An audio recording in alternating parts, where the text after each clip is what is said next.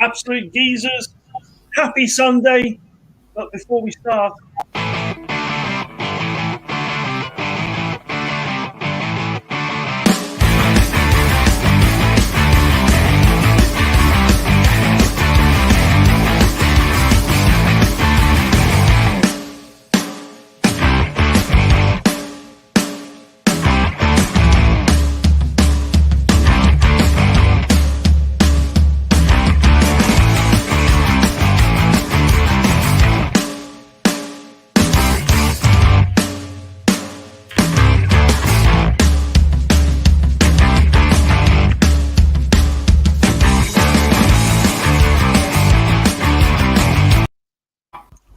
Absolute Geezers, welcome to another episode of the Sunday Social. I was going to say ground hopping again there. I'm your host, Dan, Robbo, as I've nicknamed myself. Join us for the next 90 minutes where we are going to be talking all sorts of football. We've got plenty to talk about, plenty of questions to answer today. I'm joined by my co-host, as always, Vaughnie. How you doing, Vaughnie? Yeah, I'm all right, mate. Yeah. Have you spelled my name right on the titles there now as well? Mate, I've done it. Vaughnay. I've done it properly for you this week, mate. Thank you, mate. Yeah, I'm all good, mate. Yeah, you? Yeah, I'm all good, mate. All good. Ready for another episode. Coiny, also joined by Coiny. How you doing, mate? Yeah, not too bad, mate. Not too bad. I got a bit of a sore throat. Probably shouting too much this morning and celebrating too many goals, but there we go. But apart from that, I'm all right. But I've got the antidote here, so yeah, that was actually some blatant product placement there as well, wasn't it? We're not advertising, darling. Spot Here we on. go. Yeah, let's share it around. Spot on. Well, guys, if you're new, thanks for joining us. Remember, as always, hit the subscribe button below and get that little bell icon. That'll let you know when we're doing some icon. This week, we have the following. Balls to Cancer. So this week, we will be having a special guest on the show. Kris Taylor will be on the show to help raise awareness for the charity Balls to Cancer. Fans' questions. Now, this one's a brilliant one. We asked you guys, the fans, to get your questions in for the lads, and you've responded. Now, we've actually got one from a couple of weeks ago, which we will start with because we did miss it and we did keep meaning to go back onto it, but we haven't, which is what rule from another sport would you like to see in football? We will get onto that shortly. And also, we've got a week of fan power. I mean, it's been incredible with regards to what's happened. Have we seen a potential shift in power this week with the failed European Super League? And, of course, much more. Now, before we start, as always, show some love to Kaito Apparel, wearing the T-shirt this week with pride. As you can see, Vaughnie there is modelling it like the tartar that he is. So thank you so much to Kaito Apparel. Make sure you hit them up on their website, Kaito Apparel, kaitoapparel.com, should I say. But, guys, massive week this week. I feel like the fans won, didn't they, really? Was that after our rant last week, or was that I think just they must have been listening to us, mate. Must have been listening. I think. Yeah, I mean, it's sorry, Connie. Not just the fans, but I think the whole of football, bar those 12 teams involved, won, to be honest, and actually showed that maybe football, in some instances, is about more than money. I've got my own theories on, the agenda put forward by Sky, for example. I think they were very, very forceful about it. Of course, they're protecting their own interests there as well. So, whilst I think they did reflect the majority of the views, I'd maybe have argued that it might have been nice to see some balanced arguments from Sky and just not so obvious about their own agenda. But I think in the end, sense has prevailed, isn't it? Yeah, I think that was fairly obvious this afternoon as well, Coiny. Actually, I don't know whether you watched the League Cup final just now, but some of the comments that Martin Tyler and Gary Neville coming out, little sort of innuendos and sort of little sort of cliched sort of comments that were obviously referring back to that. And you knew where they were sort of coming from. I mean, I think just sort of dropping back to what we were saying sort of last week, nobody disagrees, I think, with what Gary Neville said or what Sky said, but at the end of the day, they've orchestrated a lot of the money that's circulating around in football in the last sort of 20-odd years. So at the end of the day, let's not paint these guys as whiter than white either, Yeah. I think for me, And I've got to be completely honest. When the apologies started to roll, well, no, actually, that's a load of bollocks. When the messages were relayed by the said clubs that they weren't going to be involved, I thought United's was just atrocious. United literally just put, "We will not be."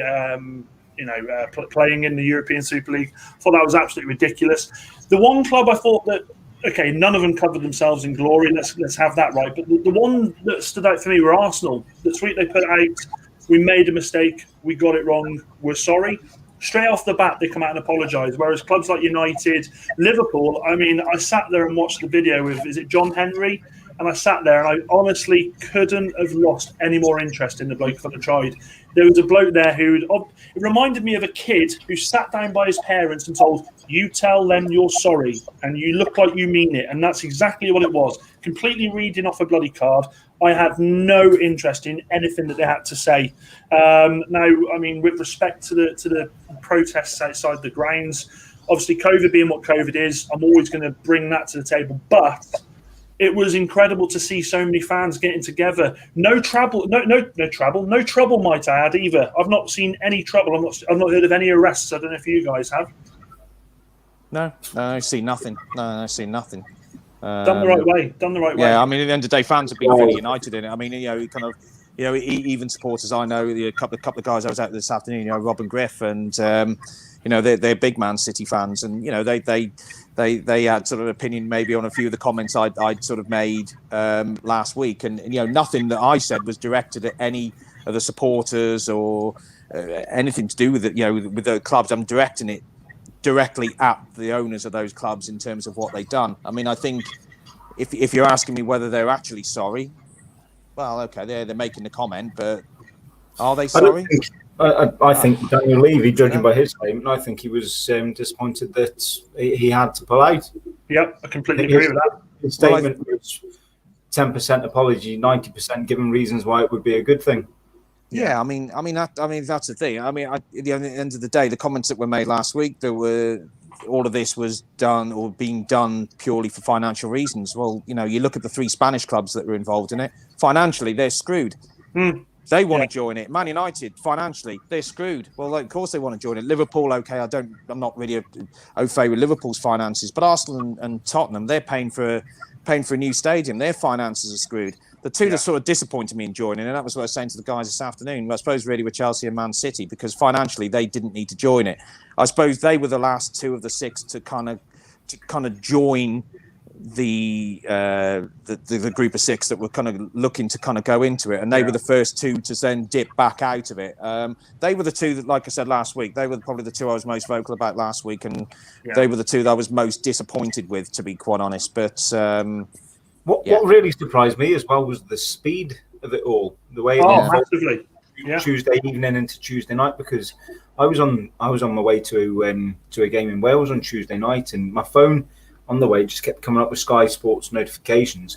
While the match was going on, Chelsea and Man City actually pulled out, and then it seemed overnight it all snowballed, and by Wednesday it was done, wasn't it? Yeah. I tell you what really, really irritated me, and there was a lot of things that irritated me in this, but this one was the biggest one, was Perez, Florentino Perez, the Madrid bloke. He comes out and he makes this audacious claim that the age group, I think it's between 16 and 24, really aren't interested in football anymore. And in fact, I think they'd rather it if we had shorter games. What a load of rubbish. Talk about being out of... You could not have been even more further away from being out of touch from football if you'd have tried. That might be the case. That might be the case in Spain. We don't know that.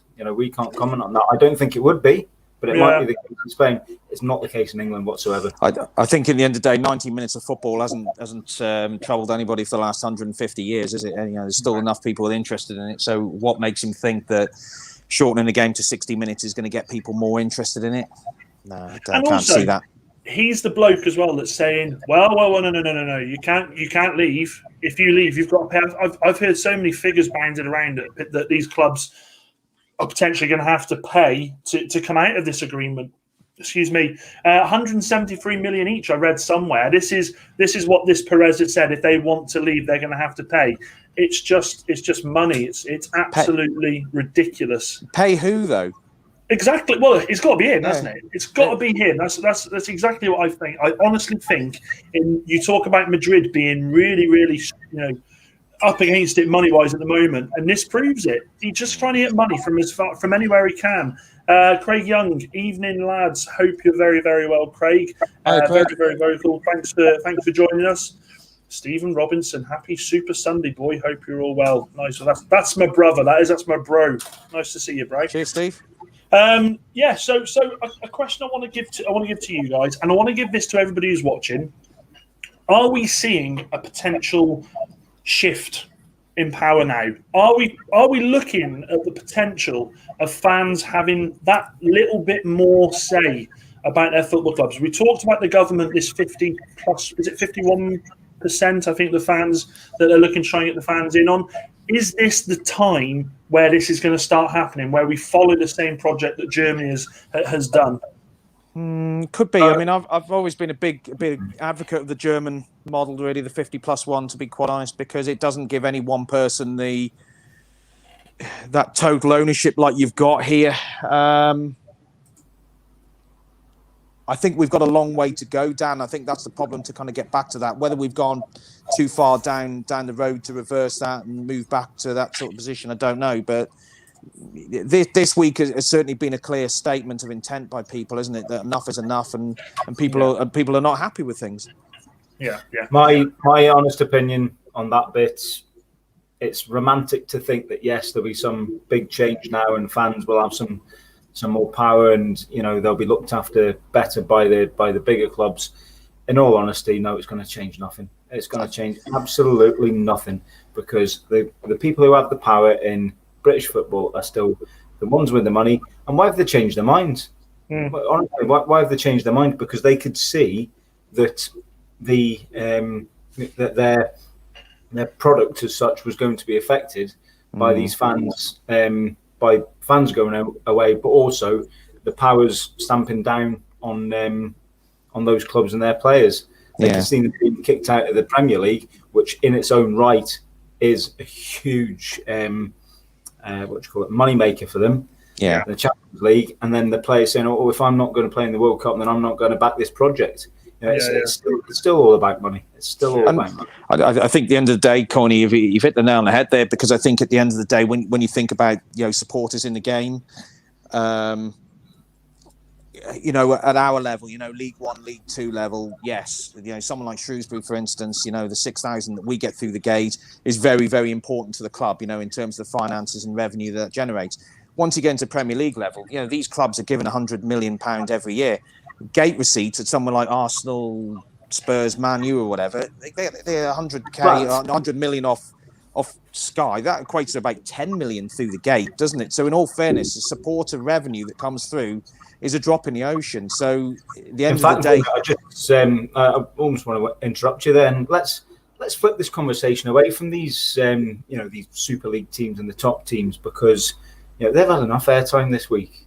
They've the way they've conducted themselves this week has been absolutely appalling, to be honest. Let's focus on League One clubs for a second, because there's been a lot of season ticket announcements this week. The one I know most about is Shrewsbury. Yep. Shrewsbury have implemented a price freeze on the tickets for this season, with the caveat being that we could offer a reduction, we could offer this, we could offer that. I think they've offered a free drink for every season ticket holder per game next season.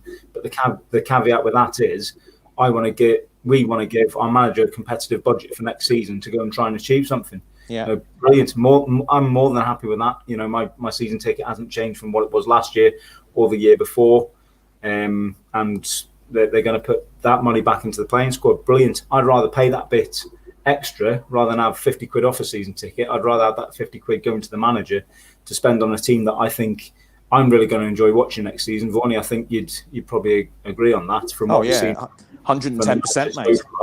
Absolutely, 110%. Made the right decision, but there are some clubs out there in League One who have offered the reductions and who have offered very, very good deals for fans. So I just wanted to give them a bit of credit and a bit of airtime instead of talking about these daft. Don't worry, Coyne, because we've actually got one of the questions of the week is about that. So don't worry, we will definitely be giving them the airtime that they deserve, mate. And I completely agree. No. Did you not finish? Carry on. Sorry, carry on. I thought you'd finished. Carry on. I'm done, mate. I just said you should have interrupted me and told me that. No. Coyne, when you're on a roll, mate, there's no stopping you. Definitely not, mate. I feel like a Grisby here with you two going at this. Just a quick one. I completely get that we don't want to give these guys the airtime. I completely understand that. I do just want to touch on two more things, and then we will move on to the fans' questions. Sorry. So you do want to give them the airtime because it's Man United involved in it.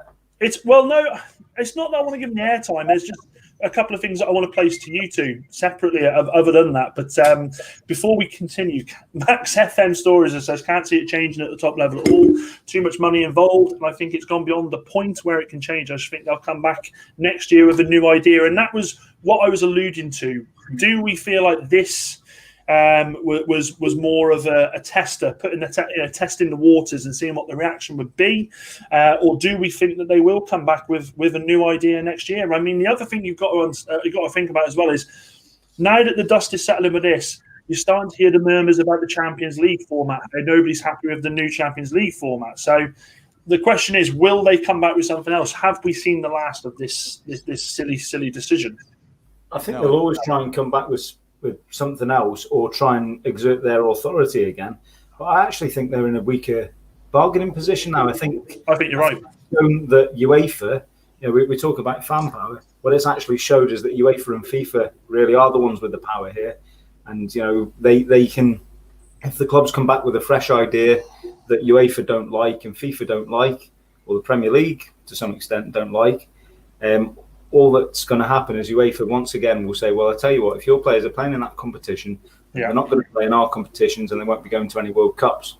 Yeah, I think they've almost weakened their hand with what they've done over the last week or so. Yeah. And then the final question is, and I'll come to you with this, Vorney, do you think that the clubs in question should face sanctions?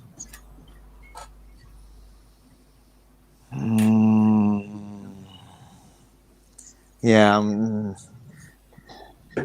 Let me have a think about that one. To be quite honest, you're punishing the fans. That's my That's the thing, and I think that's sort of what I was, I suppose, alluding to really before. At the end of the day, my comments last week were directed directly at the owners of the clubs and not anybody that's sort of the players, the management team, supporters, or anything around that. And I think the trouble is if you start sanctioning them, then yes, you're potentially then penalising the wrong people.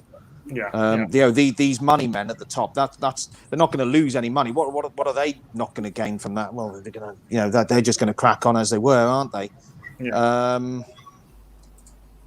There need to be some sort of reining on, but how or what, I don't know. I don't think sanctioning the teams or putting sanctions on them, or points deductions or kind of whatever I don't think that's the right thing to do.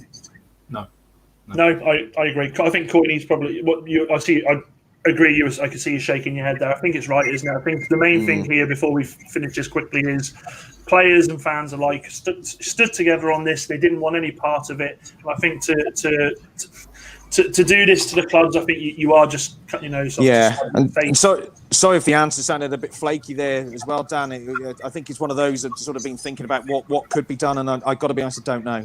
I don't think points deductions or anything along those lines, I don't think that's the right way to go, but something needs to be done. And I think, what you've said there before, I think, is this one going away? Yeah, I've got a horrible feeling this one's going to carry on lingering in the background a little bit, really, to be quite honest. These things tend to, when the ideas tend to emerge, we'll have to see what happens, won't we? It sort of opened up a whole can of worms, really. I noticed during the week we weren't the only ones that were talking about Celtic and Rangers potentially. Yes, I saw that. Yeah. We were joking about it last week, and all of a sudden that conversation's come about again, isn't it? And we were joking about it last Sunday, and all of a sudden this week, that one's re-emerged. This is the problem with this. You sort of open Pandora's box. Well, you open once Pandora's box is open, it's open, isn't it? Yeah. No. Surprisingly, no one mentioned that Celtic and Rangers were far bigger football clubs than Leicester City. Oh, Coiny. Oh, Coiny. He just goes again, doesn't he? He just goes again. Now, before we move on to the fans' questions, couple of shameless plugs from myself. This week saw the release of Tales of a Groundhopper with Chris Sharp's absolutely brilliant episode. This guy has travelled across Europe to watch as many games as possible, and he really, really loves the game. He's a sports therapist, would you believe? So definitely knows the ins and outs. Fantastic episode. And of course, Ralph Davis. In fact, your dad gets a shout out in this one, Coiny, believe it or not. He knows, he's heard of your dad. He's a proud Welshman and keeps his eye on the Welsh Prem. So keep your eye out for those episodes. Absolutely fantastic ones. Now, this week we did post that we wanted questions from the fans. We wanted you guys to ask us questions to just get it out there. Let's get away, as Coiny said. Let's not give these guys the airtime that they definitely don't deserve. So, in doing that, we did have one a couple of weeks ago that we didn't answer properly because I think it caught us off guard and we weren't prepared. So we're going to go over this question now. This is from Matt Losboyo. Matt has said, if you could take a rule from any other sport in football, what would it be? Into football, should I say? What would it be? It's all about penalty corners from hockey. So this is an interesting one. I'll come to you first, Warney.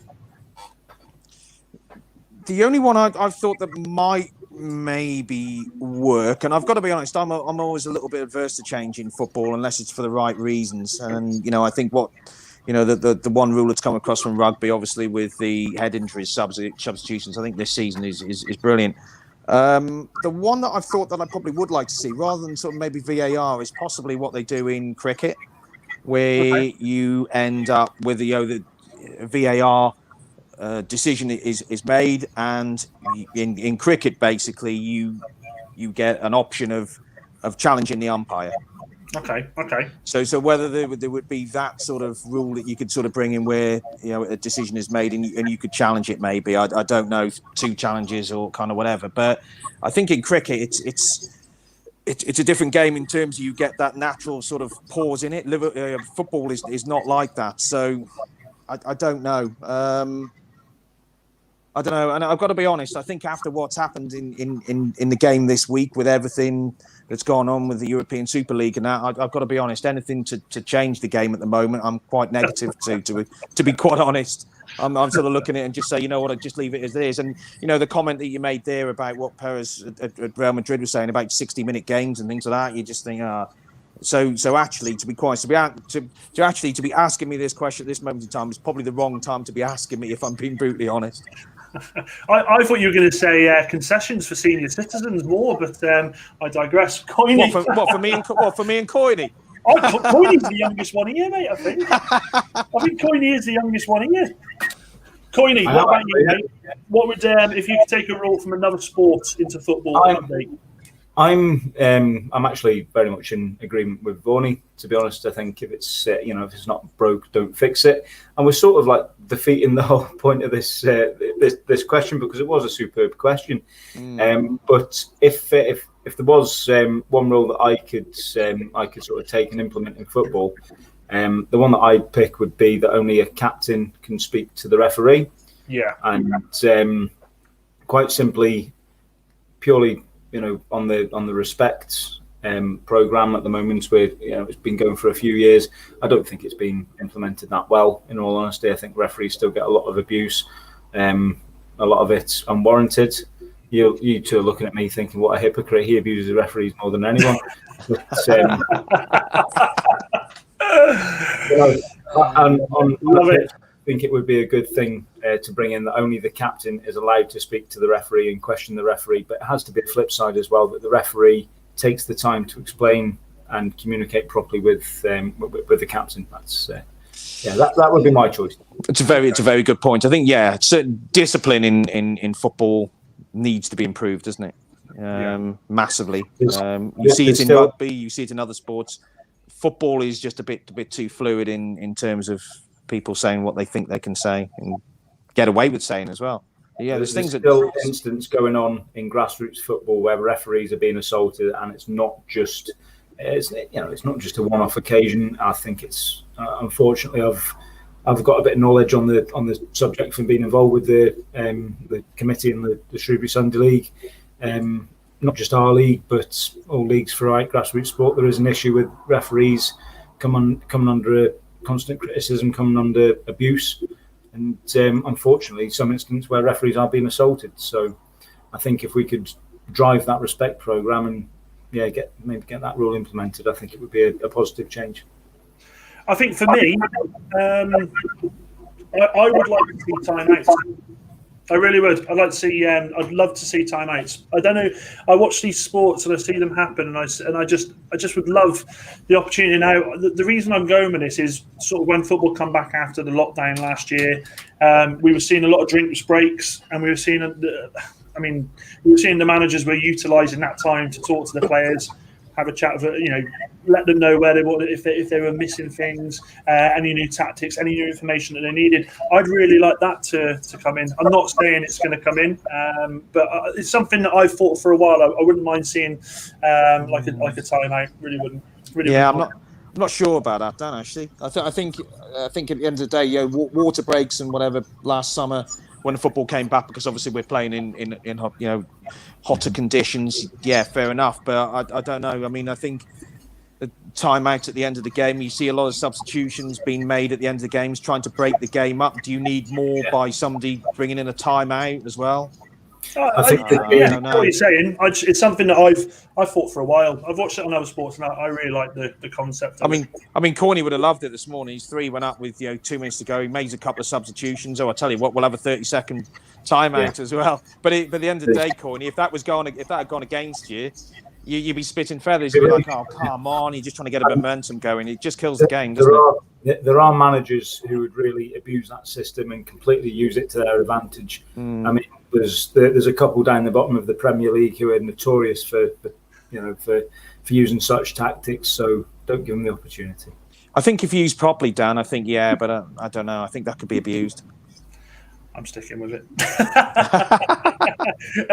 For you, Vonnie, Paul Jeffrey says, "Evening, Lee. No, I'm not stalking you. Just came across the show. Hi, Excellent Paul. Show, chaps." Yeah, I met up with Paul yesterday. Actually, he's a good guy. Good. You have to speak to Paul. He was telling me he was on the bench for Cambridge United a couple of times. Oh, really? Back in the 80s. Yeah. He was on the brink of professional football. Played for some really good teams, Cambridge City, and some good non-league teams. So. By the way, that'd be good to see them promoted. Actually, I don't mind a trip to Cambridge. That would be really good. I haven't been to Cambridge for a long time, so yeah, for those guys to come up. Obviously we stayed up yesterday. You got the 3 points we needed away at Blackpool to secure League One status next season. So yeah, looking forward if Cambridge come up. Yeah, I'll give Paul a shout about grounds and going to different grounds and that. My first ever proper away trip with Shrewsbury Town was to Cambridge. And it was the 8th of February 2003, and it was a month after we'd just knocked Everton out of the FA Cup. Oh wow! A month after we knocked Everton out of the FA Cup, we lost 5-0. I was going to say if it was that time, Everton. I just love the way you deliver that, Coiny. A month after we knocked them out of the FA Cup, we lost 5-0. I'll tell you what though, Dan. It kind of like I think it was just before Christmas. And Corny will probably remember this. We played Boston United away. This was a couple of weeks before we played. I think we lost 6-0 there, didn't we? Did we lose 6-0, 6-1? I think it was. We lost 6-0 to Boston, and we lost 5-1 to Bristol Rovers at home, and then 2 weeks later we beat Everton. Yeah, and then lost 5-0 at Cambridge. I lost 5-0 at Cambridge. Well, the week after we beat Everton, I think it was 10 days later. Actually, it was postponed from the Saturday. The next game was Southend United at home. And we lost that 1-0. And then we were all surprised when we actually got relegated to the conference that season. We only won 2 more games after we beat Everton that season in the league. I think we did. We beat Crewe in the auto windscreens, LDV. And Rochdale, maybe? I think we might have beaten Rochdale. Was the last one. Yeah, Rochdale was the last one. I think it was an away victory as well. Yeah. I've got the book that I could check, but I think there's other things to talk about in there than relegation. Thank you very much, Matt, for that question. We should have got to it a couple of weeks ago, but we didn't. I'm really sorry. Well, a lot happened last week, so that's what we're sticking with that one. Next one up. Now, this is a good one. This is from Joe Bill Gibbo. Gibbo is a groundhopper. I think you've met him, Vorney. Yeah, he's a good guy. Chap. Yeah, absolutely lovely chap. He was on the Tales of the Groundhopper live stream. Really, really good lad. He wants to know, so after 1,012 matches, I finally saw a goalkeeper score yesterday. Which goalkeeper in football do you think could do a job outfield? Well, straight away, we'll take David James out of that. So I'll come to you first, Coiney, with that. I think there's a couple in the Premier League at the moment. I mean, Edison's the obvious one, isn't he? I think he could. Yeah, I think he'd be absolutely fine outfield. Alisson as well, probably. I think most of the goalkeepers in the top half, to be honest. But Edison's the one that stands out. Yeah. Edison's your number 9. Like to hear that. He can half welly a ball as well, can he? He absolutely wellies a ball. Before I come to you, Vorney, I'm going to say Manuel Neuer. I think he would be absolutely fantastic outfield. I think he loves coming out. He loves to control the ball. In fact, he loves trying to take it round players. He's a very confident player on the ball, considering he's a goalkeeper. And I think he's probably the start of goalkeepers really playing out from the back, wasn't he? Really sort of having that adventurism, if that's a word, to go out there and have a go. What about you, Vorney? Yeah, it's a difficult one, this one, isn't it? The one that I think probably stands out for me is probably Schmeichel at Leicester. You know, you kind of like, the last 5 minutes of the game, he's always in the box. I don't think the managers even said you can go up. He's up there, and then when he pans out, he's started standing on the halfway line picking the ball up. I mean, he scored, didn't he? Yeah, well, he did. He did. One for Villa and one for United. And it's a good point, Corny, because I do wonder whether his dad said to him, "I've scored," and he's like, "Yeah, I'll go one better than you. I'll get a couple." You know what I mean? It's like every opportunity. If Leicester are losing the game, Schmeichel's up in the box, and let's say the camera pans out, he's on the halfway line, he's picking the ball up. He's probably not in the Edison sort of range in terms of being able to sort of play the ball out quite as well, but he's a goalkeeper that likes to play outside of his area, I think is what I would say. It's the modern day goalkeeper, though, isn't it? I'm just about, you're just taking the words straight out of my mouth. It's exactly that. Yeah, the modern day goalkeeper. I mean, goalkeepers of old were there to catch the ball from corners, catch the ball from free kicks, catch the ball when it comes into the box, kick it, throw it out, distribute it, do whatever they want. But these days, they're almost. They're almost like a defender that can use their hands, aren't they? I suppose it's effectively what they are. Yeah. By the way, Vorney, what a tackle that was from my goalkeeper today on the edge of his box. Did you enjoy that one? Yeah, I did. Yeah, it was good, wasn't it? Excellent. Yeah. What, Sammy Watson? Yeah, superb challenge on the edge of his box. Yeah, quality keeper, absolutely quality keeper. I watched goalkeeping. I watched a video today on goalkeepers scoring, and one that come to memory, and I vividly remember it was Brad Friedel scoring, and it must be a first. It must be the first time this is up. No, actually, it can't be a first. I'll tell you why in a sec. But he scored a goal. I think it was against Charlton, and then Charlton went up the other end and scored the winner. And I was thinking to myself, is that the first time that's ever happened where a goalkeeper scored a goal and then straight away they've gone up? But then it isn't, is it? There's that famous video. Is it Butt, the German keeper, who goes and scores a penalty? He's too busy celebrating on the way back, and they hit it over his head, don't they? Yeah, there is. There's one. It's only going. It did the rounds a few months ago. Actually, I think it was in Brazil. It was like a non-league Brazil going to a lower league Brazilian game where a keeper had gone up for corner. He scored, and he's messing around and he's still celebrating. And they've taken the kick off and he just banged it straight back over his head. It's like 0-0 in about 30 seconds. The one goalkeeper that I always think about scoring goals, I think was it Chilavert. Yeah. A Mexican goalkeeper. He used to take the free kicks, didn't he? Yeah. And he was Paraguayan? Paraguay. So it was Paraguay, not Mexico, Paraguay, wasn't it? The 98 World Cup. Yeah. Played in the 98 World Cup, didn't he? And he used to take all the penalties and free kicks, didn't he? And it was, you think, well, a free kick outside the area, well, it's got to be one of two things, really, isn't it? He's either got to score or he's got to put too much on it and it goes out for a goal kick because he can't. It's too dangerous to leave the ball in play, isn't it? He hits the wall. He's got a problem, hasn't he? But by the way, what does that say about the Paraguayan outfield players? Because surely you're putting yourselves at risk as a team if your goalkeeper's coming up to take penalties and free kicks. Surely they must have someone who could take a free kick in the outfield. 10. You'd think so. Or is it an ego thing from the goalkeeper that he wants to be doing everything, or possibly? But you'd think in international football, whether he's egotistic or not, you'd think in international football it's professional enough not to let those Eagles egos sort of come to the top, isn't it? Eagles. We're talking about Crystal Palace now. You want to talk about? I'm talking nonsense. It's the beer, guys. That's what I'm doing. I'm drinking a beer from Starwing Brewery, and I don't know. I was thinking Eagles or something. I don't know what I was thinking. It's like you talk about egos. Robin talking Hartley, nonsense. by the way. Evening, mate. Glad to see you back. But you talk about egos, and this man hits the nail on the head. Higuita. The scorpion kick. Yeah, I'm just going to pick you up on this, by the way. You've just said there, talking about egos, Robin Hartley. Believe me, Rob hasn't got an ego at all. He's a really humble guy, a really nice guy. So I'd like to point out that's not what I meant, Robin, just so you know. He then goes on to say, Chilwell is the only keeper to hit the crossbar in a World Cup game. Yeah, okay. That's a good stat. Yeah, is he? I'll have to Google that. I'm definitely not Wikipedia in it. We know what happens when I do that. David Roberts says, if you want to see a keeper score, Lee Idzi for Carmarthen Town. I'm sure Coyne would like to see it again. He's at you again. I was just actually going to say, I was at a game, I think you've seen the clip, Dan, which was actually the first match on Averted Town's 3G pitch in 2016, where the goalkeeper, Chris Mullock, actually scored.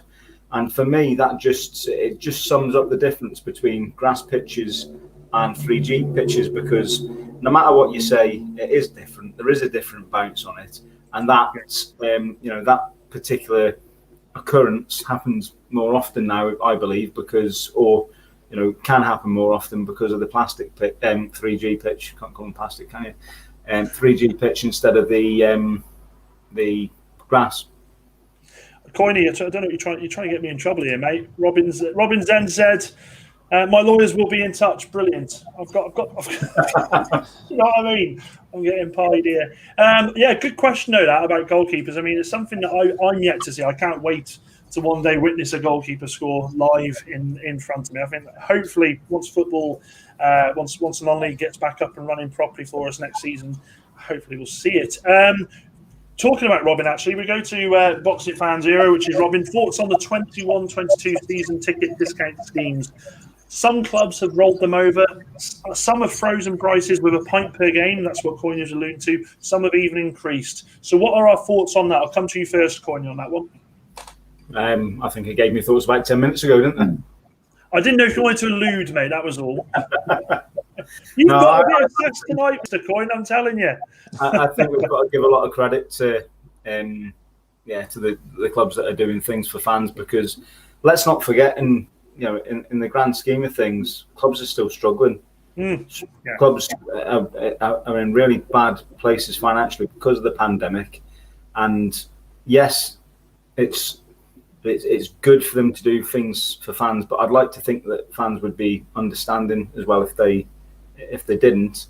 And I think it's, again, a horrible phrase. I don't like using the word product in terms of football, and this is a horrible phrase as well. But in terms of customer service, I think they're going above and beyond a lot of clubs at the moment. Yeah. So all credit to any club who's doing anything for the fans in terms of the season tickets. Thank you very much to Shrewsbury Town as well. I think what they've implemented has been very, very good.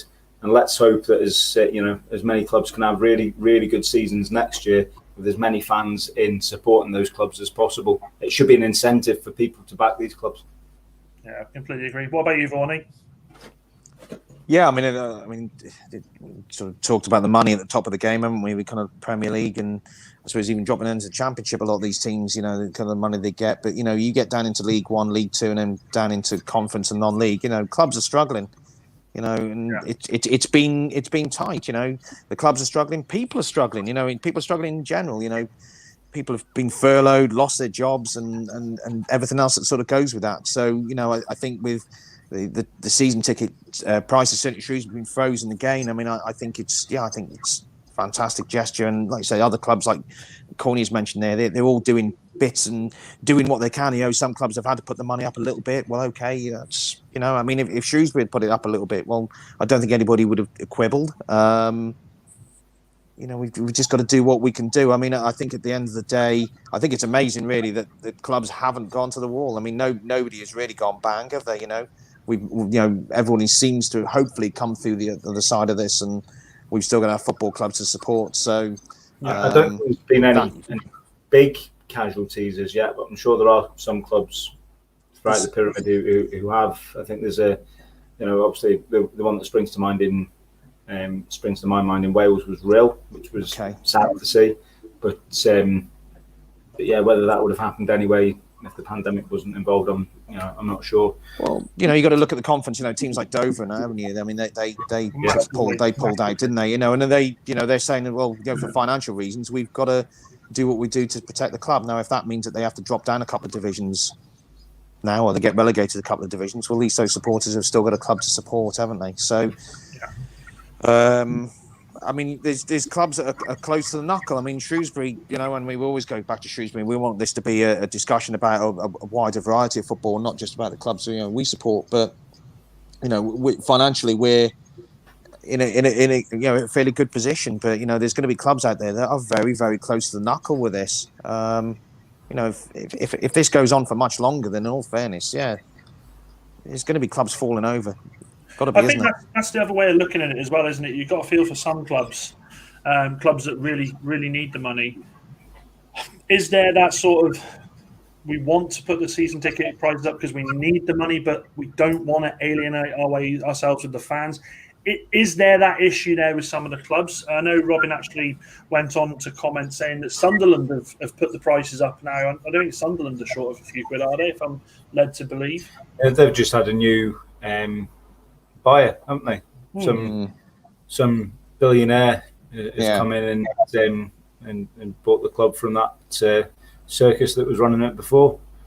Yeah. So, like you say, is that a club that really needs to do that? I mean, I'll be honest, I've not got a great opinion of that particular football club myself. From going there as a Shrewsbury fan, and from being in their away end. I've got a ticket for a friend for a match at Anfield and sat in the away end at Anfield, and they were cheering when one of their own players was substituted, which I thought was not very good. So. I mean, Sunderland, I suppose, are a bit of an anomaly really on League One, aren't they? Because potentially, well, they're not potentially, their fan base is huge, isn't it? So I mean, you compare Sunderland's fan base to the likes of Shrewsbury, Crewe, Doncaster, any of these sort of teams, that they eclipse us and some. So I suppose to a degree they're in a position that if they alienate a few fans, if they alienate a few thousand, does that make a great deal of difference to someone like Sunderland? Will there be other people that will come in behind that and they will buy season tickets that other people wouldn't have probably bought? I don't know. I mean, someone like Shrewsbury, Crewe, any of these sort of teams, you alienate 2,000 or 3,000 fans from those sort of clubs, and that is a massive, massive issue. So I think some of the decision making, Dan, is probably dependent on the size of the club. I mean, at the end of the day, clubs like us, Fleetwood, some of the clubs that haven't got a massive support. You alienate half your support, then you've got a huge problem. Yeah. You alienate sort of half of Sunderland's support. Well, they're still going to get 25,000, 30,000 through the door, aren't they? You know what I mean? So. Yeah, it's a tough one. It really is. Dave Roberts goes on and says Sunderland lose the parachute payment this season. Is it only? Surely not. Really? No, I thought yeah. I'd have thought they'd have lost that long before. Yeah, now. I thought that as well. How long have they been in League One? They've been in League One for 3 seasons, so I'd have thought they'd have long since lost the Championship. The Championship the season before that, they came straight through, didn't they? Yeah. So it's 4 years. So they did come straight through. 3 seasons. Is their 3rd season, Corny? I think it is, isn't it? Yes. Next 3rd season. Yeah. Well, next one. The Shrew is away, so he asks, "What's the Keith? Yes, lovely bloke. What's the most photogenic ground in Shropshire? Pretty sure you've been to them all. So let's go with Mr. Groundhopper first. Let's go with Vorney. Shrewsbury. There you go. Straight answer, Shrewsbury. Really? I love those blue and amber seats. Yeah, absolutely. Why not? It's got Shrewsbury emblazoned everywhere. Why wouldn't I love it?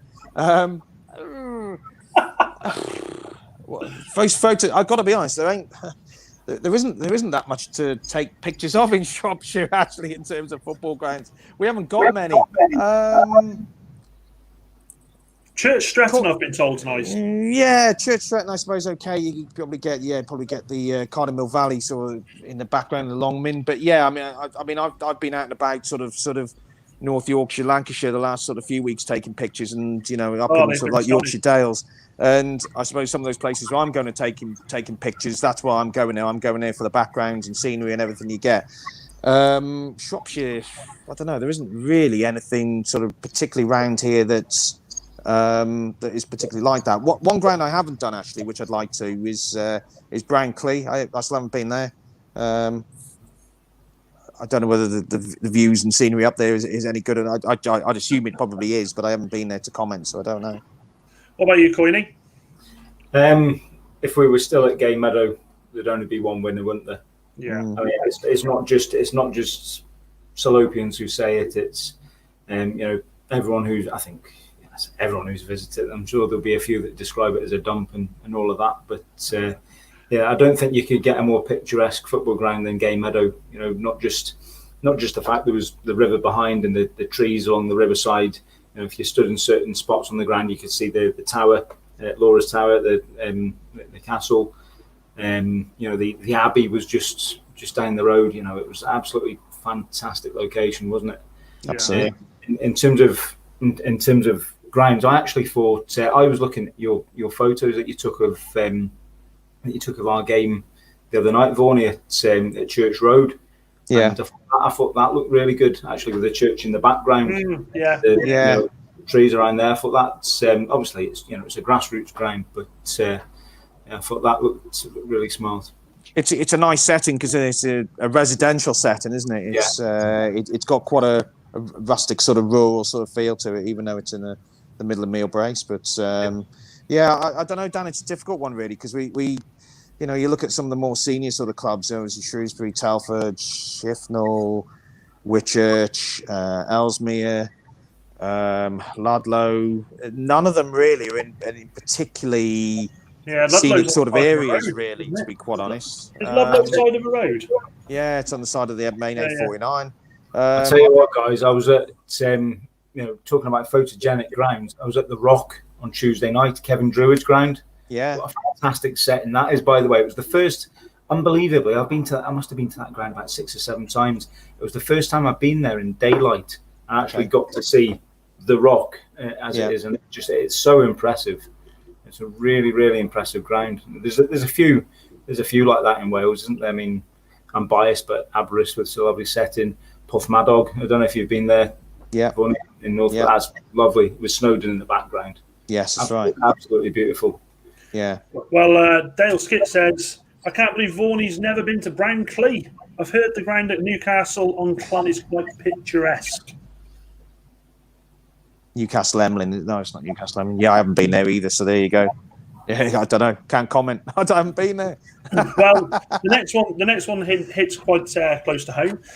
It's from a Dangad Den, 1993. He says, how come a pub can have 50 plus people in a tent, but a non-league game can't host 50 people outside? I mean, excuse me, we've obviously discussed this at great length, but I'll be honest, I've been to the pub a few times. And every time I've been there, I'll be honest, I can't understand what the difference is. If anything, I think a pub's probably more risk for people not adhering to the rules, don't you? Yeah, probably. I mean, the first game I went to yesterday, I did 2 games yesterday over in Suffolk, and the first game we spoke to the officials over there. I'm not going to name the club, but they basically, I suppose, they play on private land, so they're not technically supposed to have supporters in the ground. But because they've got a bar behind the one goal, they are allowed to open that. Oh, so okay. Basically, yeah, they're allowed to have the bar open, and obviously the football was allowed to be played. So you can go there and you can have a beer, and you can watch the game or kind of whatever. But you're not actually technically allowed to go there just for the football. Now, this is where it starts getting a little bit sort of convoluted and a little bit stupid, isn't it? Yeah, so if grounds have got bars, then yes, they can technically open, and if the football just happens to be on, well, yeah, you can wander in and you can watch the football. But it's a nonsense. And I mean, I think we covered this the other week, didn't we? With football being allowed, to, you can watch it on public grounds, but you can't watch it on private grounds. I mean, it's not. Well, it's only 3 weeks until it changes, isn't it? Yeah, but COVID is a clever old virus, isn't it? Because it obviously knows the difference between public and private grounds. That's amazing, isn't it? It's kind of a lot of things, isn't it? They talk about these different variants of COVID and how it's adapted, and you think, well, yeah, it's adapted to football really well, hasn't it? Yeah. Hates football fans, doesn't it? Absolutely hates football fans. Yeah, completely agree. What about you, Coiney? What's your view on that, mate? I think we've discussed this topic at length, haven't we, over not just the last week, the last few weeks, but the last few months. Not just 50 people in a tent, but yeah, look at the other activities that are going on. You can go to the zoo, you can go to the safari park. People of different households could quite easily, go against the rules, go in a car for 3 hours around a safari park, but you can't stand next to each other, as I pointed out in a few shows back, that you don't stand facing each other at the football, do you? Otherwise you miss the action. You stand forward. So anything that escapes your mouth or your body as such goes forward, not to someone on the side. But I don't know whether that's true, actually, Corny, because when we were losing 5-0 at Cambridge, I think I was under the stand having a beer. You remember that, dear, from 18 years ago? I do remember one game. How many years ago now? 2.5 years ago. You can probably guess which manager was in charge of Shrewsbury at the time, where there was, I think we were 3-0 down at Oxford at half time. Yeah. And I think you might have been under the stand with me, and no one wanted to go back out for the second half. No. I think there was a group of us that just stayed underneath the stand for about 20-25 minutes, just having drinks, because the football was that bad. We did, actually. I think our day improved from that point on, didn't we? Yeah. Good day.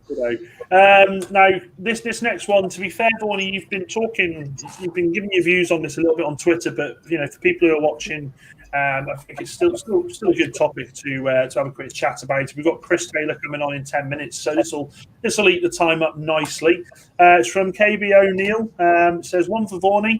Have the ESTC got it right over ticketing for the Euros, and do we think we'll end up with higher than 25%? Now, I know you've answered this, Vaughan, but do you want to just allude on that a bit more for the people who weren't privy to the conversation, bud? Yeah. I think they probably have got it right. I mean, I think the way I answered it to Kev, I think last night when I replied, unfortunately, there's going to be a lot of people that are now going to miss out, with a reduced capacity. With it being 25% at Wembley, obviously we then only get 25% of that, which is going to be 3,000 tickets from our original allocation of 12,000. The ESTC have always done I think a good job in terms of allocating the tickets for away games, and it's done on a 70-30% basis. So 70% of the highest point holders get the tickets, and then the 30% go into a ballot for everybody else that's applied.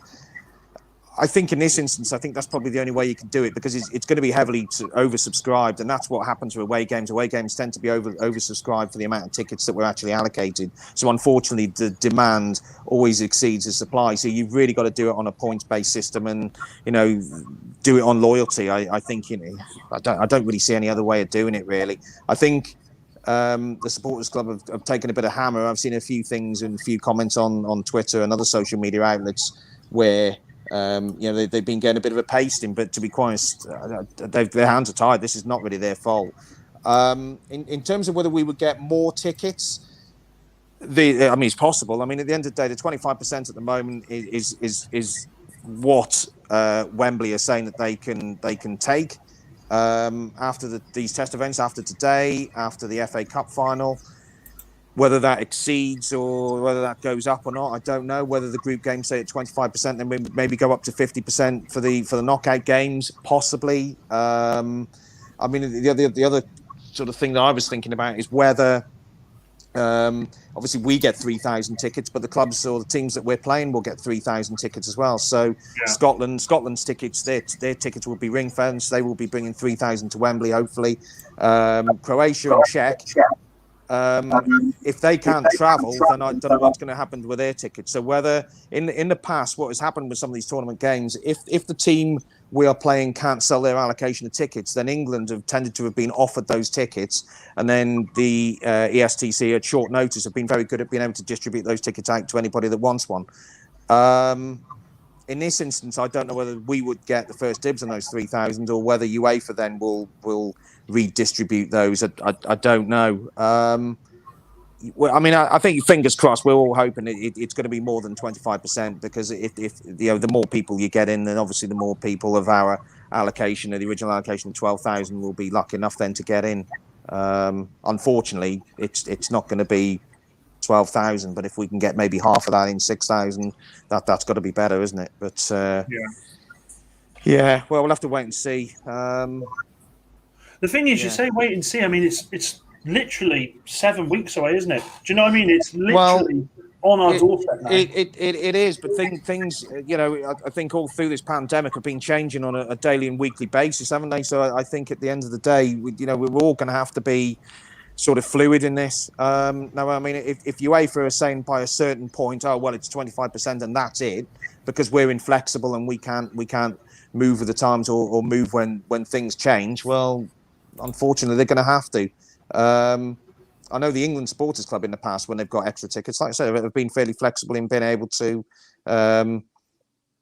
distribute those tickets out at short notice. You'd hope that UEFA would be able to do something similar, but I don't know. We'll wait and see. Where's Corny gone? Corny's dipped out. He's dipped out. That's fine. Now, another one, just a quick one before we move on from this, is the news this week that Ryan Giggs is definitely not going to be taking Wales to the Euros by the looks of it. What are your thoughts on that before we welcome Kris in? I've got to be honest, I haven't really sort of looked at the story sort of too much in depth. I've only really seen the headlines of really what's happened. I don't think he's in a position to be able to. Yeah, it's a fantastic opportunity for Page, isn't it? For Mr. Page, who's going to take him now. Yeah, what an opportunity. I'm waffling a little bit there, really, to be quite, but I think at the end of the day, if has he been found guilty? He's been charged, hasn't he? He's been charged. It's a big thing to have hanging over you, isn't it? It is, especially for a tournament like that. And I think at the end of the day, I think Wales did the right thing in bringing Page in for the qualifying games last month. In my opinion, the Page has to stay where he is. Fantastic. Well, waiting in the wings, we've got Mr. Taylor. I am so chuffed for this. Which was very, very happy to. I messaged him very late on Friday night, so I was amazed I got a response off him actually. But he's very happy to come on, and he's here to talk about something that I don't think enough of us blokes take seriously, and that's the big C, cancer. There. So before we welcome Kris on, as always, it wouldn't be right without. In fact, here we go. Let's get him here. There he is. How you doing, Kris? How you doing? Yeah, thanks for having me on. Thanks for coming on. It's we really appreciate you coming on today. It's a massive week in what I've read with regards to Balls to Cancer. First and foremost, so happy that you fought through it. You've beat it. It's really happy to hear that. Massive in respect to the article that you did there. I didn't realise just how long ago it was. It was 2013. Is that correct? Yes. Yeah. 7 years ago, pretty much to the day. I think it was March. Was bang on 7 years. Now, I did read somewhere that you in Find Out. I believe you scored on the day, didn't you? Did you played on before the operation? You managed to hit a bit of a goal, I think, in a 1-1 game. How was that? Yeah, it was like, because on the Friday night, like late on the Friday night, I was diagnosed, and then the Saturday I still wanted to play. It was kind of, I think it was just my way of dealing with things. To be honest, it was like, crack on, stay involved, and take it from there. So obviously, like you say, I was kind of in bits the night before the game.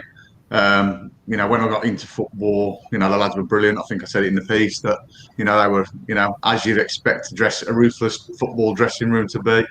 Come on, lads, let's, work our nuts off, and all those jokes were coming, and so that kind of helped me through it. And then, like you say, I scored a good goal. But then after the game, as I walked off the pitch, I was just totally drained and I was crying and, and it was like, wow. And it just sort of hit me a little bit, to be honest. But no, it was kind of my way, I think, in terms of trying to be as normal as possible throughout. It's a tough one because football can be such a cruel game in the sense of fans and players. How did you find fans with you after that, Kris? Football-wise was brilliant. Obviously, as soon as that had gone, that after that game went, it's obviously the local sort of press goal of it. Then it went on Twitter, and obviously then all the clubs that I played for, sort of got wind of it. I was having lots of messages off fans. Obviously previous teammates. I know I got a card from, all the Vale lads sent me a card down, and as it happened, this is a big good one. One of the lads used to always go, because the testicle that it was always like a bit smaller. So one of the lads at Vale used to always say it was like Nemo anyway. Obviously with its, with his little wing. So obviously the joke, the card came with, I think it had a picture of Nemo on the front, and it was just, as you can imagine, like I say, football's a ruthless dressing room, so you can't, even though a lot of people outside the environment kind of skate around the cancer word, but football is just no holds barred, and it was like they know me and know that my personality is just go for me, go for my throat. Do you know what I mean? So it was just as it was. So but it gets you through it. It's and that's the thing. I mean, you talk about the how did it all come about, Kris? How did it come about that you realised there was something not quite right? I remember it like it was yesterday. I was in the bath, and you're having a relax and that, and then I was obviously having a wash, and I felt something, and I thought it doesn't seem quite right. Obviously I shouted my wife. She thought, oh, hi, what's he want? So she didn't want to come in, I don't think. But when I sort of told my wife, she's very cautious with everything, and she. And I'm so glad she is, because she was like, go to the doctors, you never know. I went to the doctors. He was very much, don't worry. I think it's just a cyst, because it was really small. And the tumour was as well. So very good. I think I was the only one that got that, Kris. Yeah, I was going to say, any chance? The thing is, because of what it is, you're like, do I laugh? Do I laugh? No, so it was really small. So the doctor was like, I'm pretty sure it's just a cyst. I don't think there's any need to fast track. But we will send you for an ultrasound as a precaution. So my appointment came. It's like, I think fast tracks, they normally say it's 2 weeks after your appointment with a doctor, and this wasn't for 4 weeks. So I'm kind of thinking, sound it, they're not bothered. But then within that period, I think my appointment was something like the end of December. It was just before Christmas. It was in between Christmas and New Year. But then in the meantime, before my appointment, it grew quite significantly. So going into the scan, I kind of knew deep down, I think, what it was. Having done a little bit of reading and things, you kind of, in a way it felt, people say that, when you squeeze it, it didn't hurt. It wasn't like normal. It felt like something that, like there was something in your body that wasn't part of you. And there was no pain whatsoever. And I was going into the scan thinking, I'm almost certainly what it is. So, when I went there, I was kind of fully loaded with questions, really, for the guy who was doing his scan, which in a way I felt a bit sorry for him, because, he's probably used to people sitting there and sort of just, in silence and waiting for the doctor report to go across. But I kind of quizzed him to see what he was going to put in his report, because that was going to change, my phone call as I walked out of the building. And he was good as gold. He went through the whole scan, and he kind of told me exactly what he was going to put in his report. Which was, there's a tumour. Obviously, he couldn't confirm what type, whether it was a benign or cancer or or anything. And then after that, that's where I, made the call to Little Aston Hospital to kind of see an oncologist sort of as soon as possible. And they were able to see me the next day. How was the club with you when this all come about? How were they with you? Well, they knew about it, because the scan day was a Thursday. So obviously, in non-league football, you tend to train Thursday night. And then, so I went training. Obviously, told the lads what what was going on, what potentially it could be. You know, and then the manager knew I was seeing the oncologist on the Friday night, and he just said, "Look, when you come out, ring me and let me know what you think. Let me know how you feel. If you know, do you even want to play Saturday? How's your head? You know, things like that." So he was kind of one of the first people I rang after it to tell him what it was, but just to say, look, you know, I'm playing. You know, he said, well, I think he thought I was going to, the next day I would be in a different mindset and say, you know, I'm not sure I'm right to play and things. But so when I got to football, he just said, how you feel? And I said, I'm good to go. So, you know, that was where, you know, I still play. One of the things I read, Kris, recovery time. You come back a lot quicker than you like. Then in hindsight, you wish you had, didn't you? I think I read, is it 2.5 months you were back? Yeah, something like that. But it was probably me pushing rather than doing what I should have done, because when I came back, although I was okay to play and train, you know, my body was still in tatters. I mean, I was getting a lot of niggly little injuries, like with muscle injuries and things. And I think that was just because of my body had got battered for, you know, obviously during chemo, it just wasn't ready, and it probably wasn't right till probably about the October of that year. So it was a good 6 months, but you know, I was trying to be a bit of a hero and kind of play when in reality I shouldn't have done. I should have just listened to the doctors, and you know, but like it was my motivation to kind of crack on and get through it, and you know, and sort of and get back to normality. And I was the same with work. I think I had 2 weeks off with the initial op. I went back to work for a week, and then I had 3 weeks off with chemo. You know what I mean? So it's sometimes when I'm at work, obviously now, and people think I'm stupid when I joke and say if they like, you know, hurt their foot or something, I'm like, bloody hell, I had less time off with cancer. You know what I mean? And they're like, you know, so there's just no hiding place with me in regards to like sickness and stuff. So. With respect to you, Kris, I've got to play this, and I've got to show the people that are watching. Have a look at this.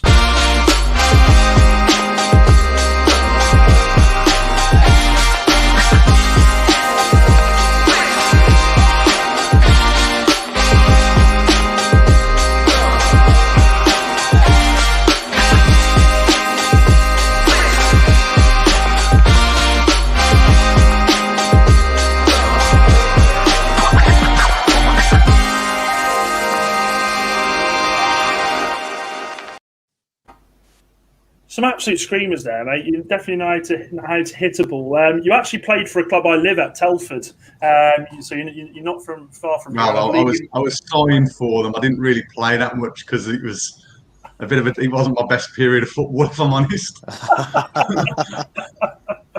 But when you talk about the managers, you know, the manager you played for there, how would you as a manager? I mean, because you've got the experience. I believe you managed Walsall Wood. Am I correct there?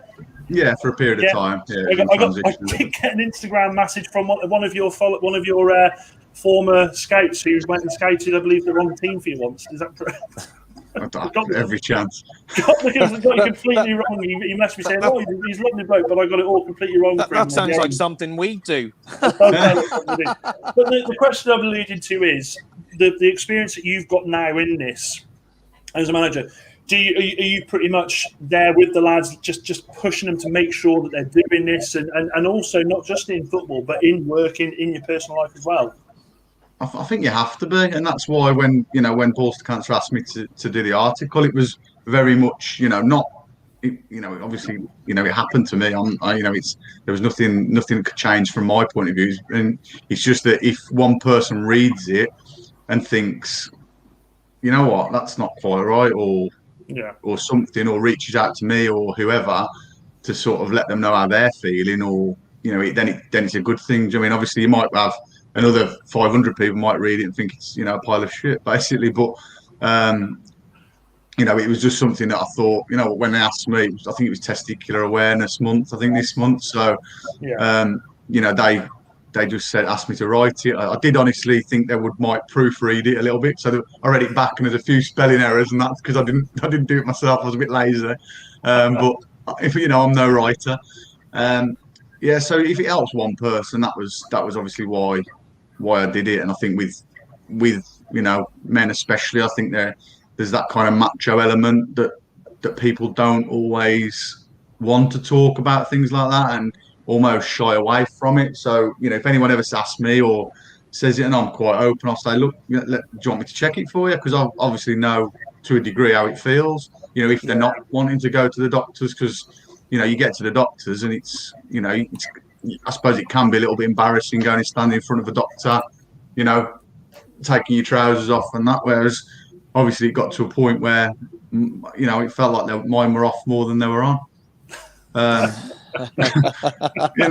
remember going to the doctors because at the time my wife was pregnant, so I'd been diagnosed, and then I went to a doctor's appointment with my wife, and then obviously within there with my wife's appointment, while we're there, the doctor was like, "Would you mind if I have a look at you as well? Because I've been told you've been." So I was like, "Here we go again. Yeah, no problem." So it was just kind of the norm at that point. But initially that first kind of thing where you go to the doctors and they say, "Right, let's see what we're dealing with." Then you are a little bit nervous and embarrassed, I suppose, to get it all out, I guess. Sorry, carry on. No, that's cool. No, okay.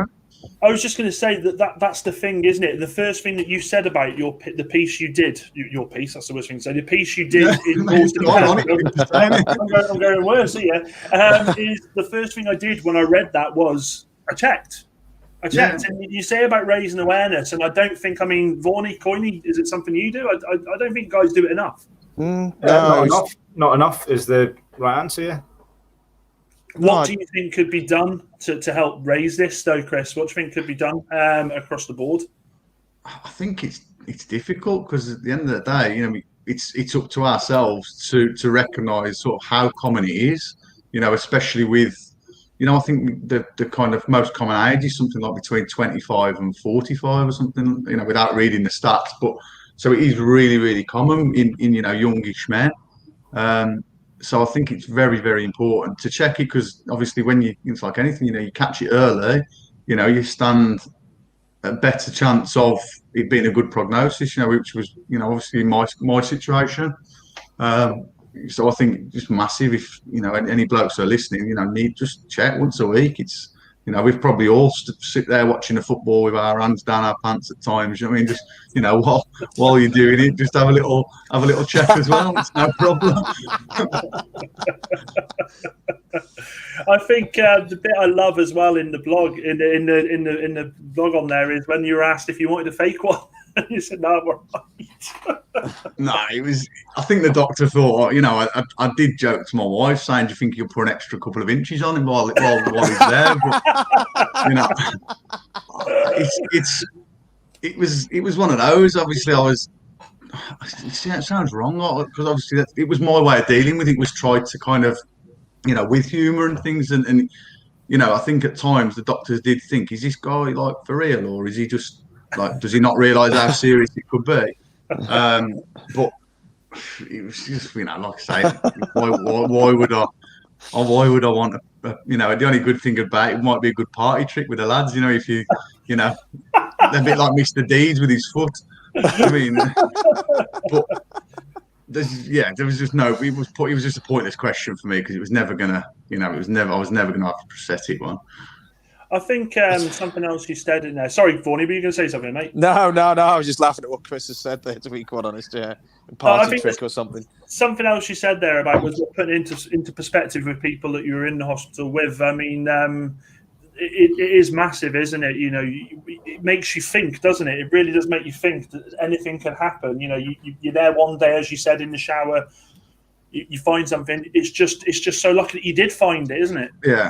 No, definitely. It was really eye opening, to be honest, being in the hospital because I'd never really been around it, anything like that. And I was sitting in a hospital. I remember the ward I was in. I ended up being, for some reason, I was in like the young persons unit at the QE. So it was, I think it was over sort of 25. I think it was in the section I was in, and the guys were in there. I think one guy had, like I say, he'd lost half of his leg. One guy was in there having multiple, rounds of chemo, and one guy was basically being told, you're probably only going to have a couple of months left. And I'm sitting there, I'm thinking, wow, I've lost the bollock. Do you know what I mean, it's not a problem in the grand scheme of things, And then there was, because of where it was, the next kind of ward was like the kids, and and I hated that because I'd obviously got one little girl at a time. I'd got a little boy on the way, and I was thinking, wow, if imagine if that was your own, what I mean, and that was probably the toughest part, if I'm honest. Robin Hartley says there's nothing wrong with using humour as a coping mechanism. Credit to you. So well said, Rob. Completely agree with that. Now, Kris, as we said about you coming back and playing after that, was there that hunger after that to be like, right, I've done that, I just want to push on now and crack on, or did you feel I just want to take it easy a bit now? It was difficult because I'd probably got the level I was then playing at. I kind of hadn't got anything to prove to anybody, because I'd played obviously at a better level. So it was more proving to myself that I was going to come back, and it did take me a while to get fit, and I've probably never been as fit as I was. I mean, but that's probably just down to obviously me getting a lot older and like you say, you're running against kids, whereas when you're 37 and you're trying to live with the young pups in a running session, it's it's a grind, especially when pre-season comes and you're thinking, wow. Some of them are flying machines, but it was more proving to myself, I think, that I could get back there because, like I say, in terms of football, I'm now playing, at sort of step 4, which it's kind of a long way off to the levels that I've been lucky enough to play in. But I still love it. I still love playing football. I mean, it kind of. I think I'd be lost in a way, like with all the lockdowns, things we've had, and the amount of football we've missed. I've been, been dying to get back out there and play. So this has probably been worse than being off for a couple of months with chemo. At least you can see the light at the end of the tunnel. But yeah, I think I just love it. I just love playing football, and being involved and being around it. So I think that's probably something why I wanted to stay in, and that meant obviously grafting to keep fit and get back. Then that's what I wanted to do. I read that fans of clubs that you played for give applause, and that must have really meant something. I mean, Christ, everybody wants to be a footballer. I dream of being a footballer, but to know that fans care like that, it really must mean a lot. Yeah, it was really. I think especially like I mentioned before, Walsall. I had good times there. I didn't win I was part of a winning League Two with Walsall, so we had good times. So when I had a phone call to say, just letting you know, Kris, from it was one of the games. I think I was in hospital. The fans had decided that I think it was on the 15th minute because that was my squad number. They'd be doing a minute's applause, and I thought it'd just be a one-off, but then it lasted for the rest of the season. So. Wow.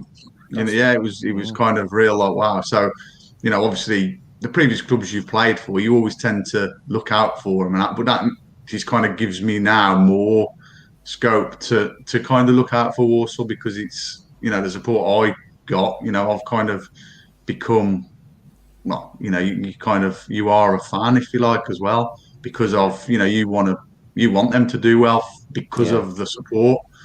So it was great, and obviously all the staff as well. I spoke Dan Mole, who was, I think he's one of the directors now. He obviously phoned me and that. He ended up doing a piece in the programme and things. So there was a lot of support, as well. And I know, like people came to the hospital and saw me who, you kind of just people rocked up, and it was like, wow, I didn't know you were that bothered, if you like, It was great to see that support element, really. That's fantastic, isn't it? Absolutely fantastic. Yeah. Brilliant.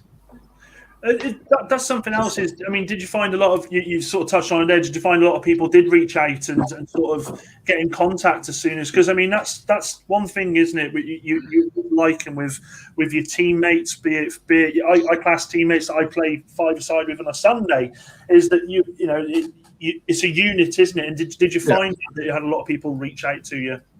Yeah, lots of people, but I think still people are never sure how to talk about it, because obviously people haven't been. Even today, you know, I played golf this morning, and one of the guys I played with was, you know, I did a shot and he went, "Oh, look, lucky bollocks again," and I went, "Lucky bollocky me," and he looked at me. And he looked at me like, "What you on about?" Like, because he didn't know. He was someone that I'd never played golf with before. And he didn't really know me that well. Yeah. And I said to him, and he sort of said, "What was it?" And he didn't. It's like he didn't want to say it in case it upset me, or.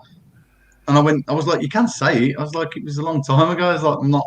So even now, people are still like unsure about how to talk about it. You know, because I think we've probably all got people we've probably lost, or you know, or have been through it and things like that. So, you know, a lot of people nowadays have been through it and seen, you know, the devastation it can have. So, you know, if talking about it helps, then great. I think it should be more, you know, done more really. I think it's a credit to you, Kris. I really do. And also, you know, in the sense you say there about using humour, the second that you said that before, I knew Vaughan was looking down the camera at me, and I was looking at Vaughan and saying, "Can we laugh?" I don't know if we can laugh. No, I did. I just started laughing. Sorry, guys. Yeah. I knew where Kris was coming from with that. Yeah. So yeah. But that's exactly it. Though it's like, you know, I've done lots of like podcasts normally football related, and then when the kind of camera goes off, if they haven't asked me, I'll say, I'm surprised you haven't mentioned that. And then a lot of the time they'll say, "Well, I didn't think I should." And you're like, "No, do it," because, you know, because it could resonate with just one person who, you know, it might help them. So it doesn't, you know, it's never been a touchy subject with me. It's always been something I've always been happy to talk about. And, you know, I think I mentioned in the piece, it was like when I went back to like proper work, obviously outside of football, and it was very people trying to like babysit me and mollycoddle me, and I was like, that's not the best for me. So it's kind of like, just don't mollycoddle around me, just let me crack on and get on with things.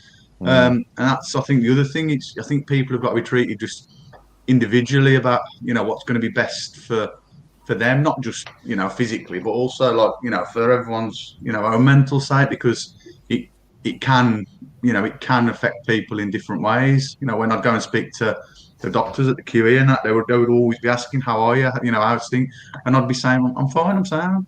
You know, and the doctors, I think, were a little bit, like, at times they were a little bit questionable about really how I felt, because I think they're probably used to people going in there and being very, very negative about things and looking at it, you know, on the dark side of everything, rather than thinking, "Well, all right, it is what it is, but you know, how do we get through it, and what's the process, and look at it more like that." And that was what I did, and what I think, no, it worked for me. I'm obviously might have been different if it was a different prognosis, but, you know, for myself, it was a good prognosis, and that was my kind of dealing with it mechanism, I suppose, where I could break it down a little bit how you would if you were injured, you know, in terms of you have your operation, you have your rehab, you know, and then you kind of get back. So that was very much my kind of methodology behind it all.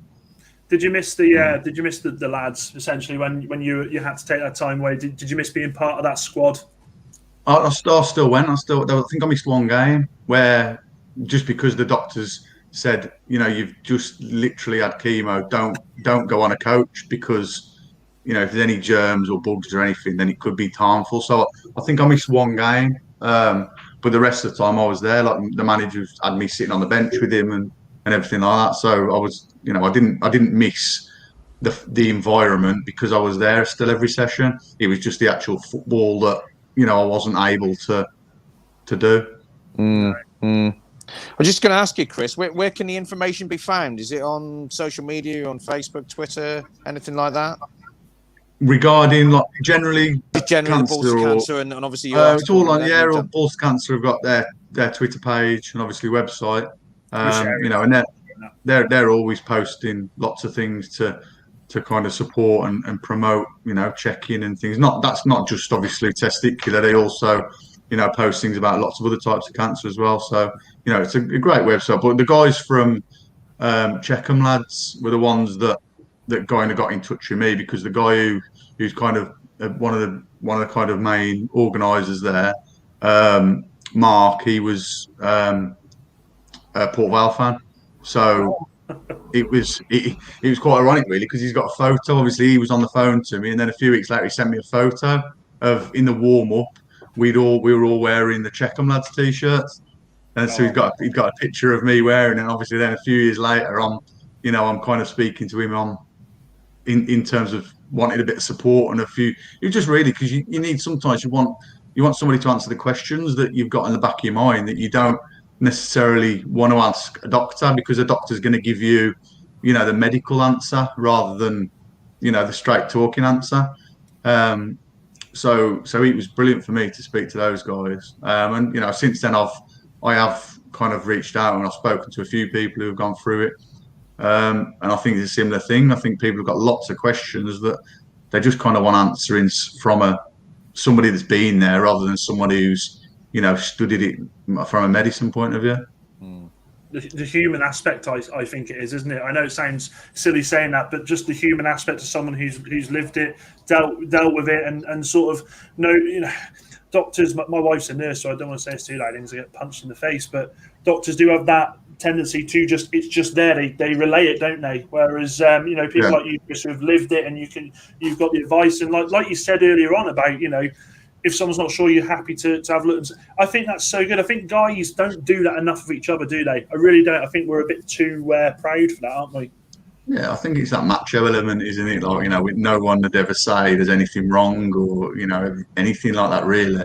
And that's not just regarding cancer. I mean, obviously, I've, recently, lost a friend, that played football with, to suicide. So, you're constantly thinking that, could you reach out? Could anybody have helped? Or, and it's so sad, really, that can happen to such a guy that was obviously so young, great family, and it's just sad that he felt, obviously, at the time that was the way out from whatever was the issue. I mean, and it's just devastating, really.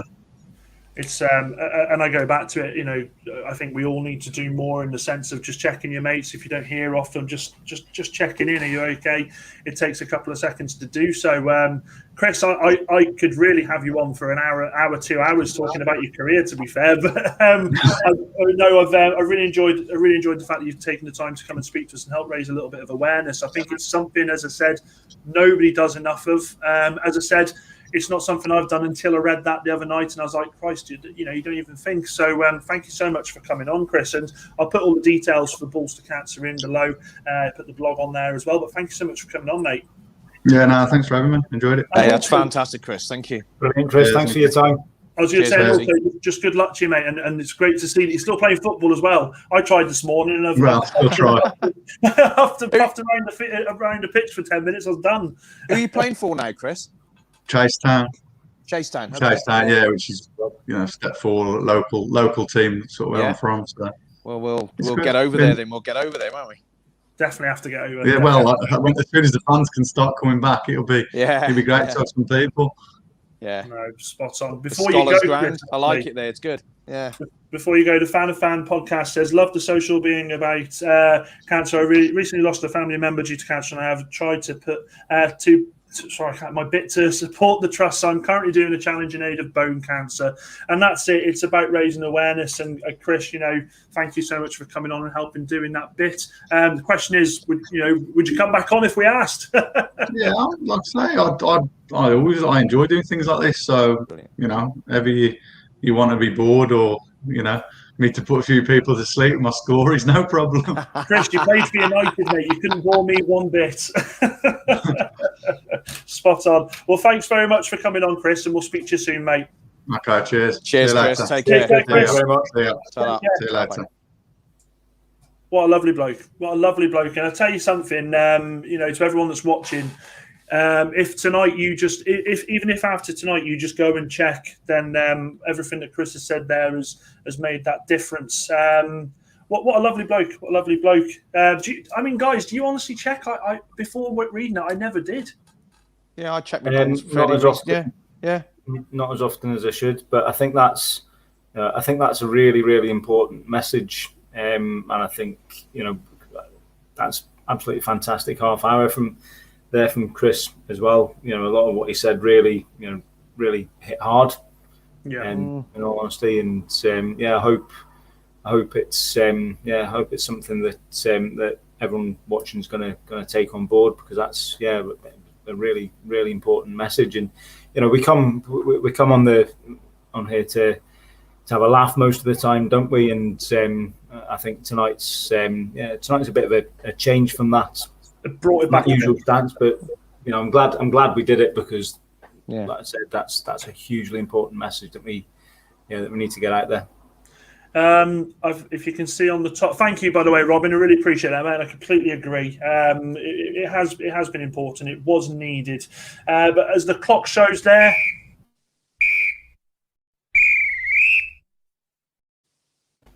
that 90 minutes has gone absolutely. I don't even know where the 90 minutes has gone tonight. That's absolutely flown by. Thank you so much first and foremost to my co-host Vorney and Coiney. Absolutely, the show wouldn't run without you two lads. So thank you so much for sparing your time as always.